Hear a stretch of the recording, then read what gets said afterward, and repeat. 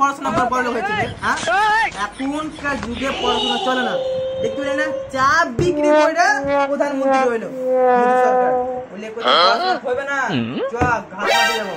তাও বাড়ি থেকে বাপের বেল খাবি না। আমার শুন, অত পড়াশোনা করা দরকার নেই, ঠিক আছে কিনা?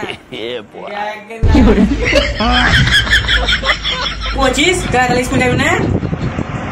না স্কুল যাবে না,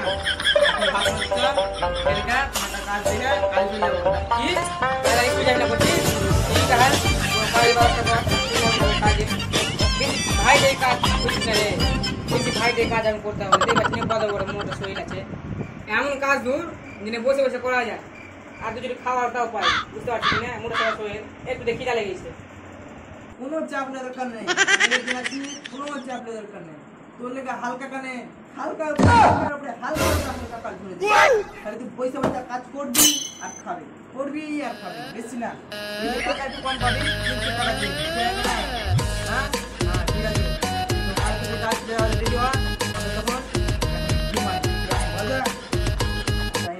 ठीक है 300 টাকা আমার মারলাই তুই লাভ কালকা আমার সঙ্গে নিয়ে যাবি। ঠিক আছে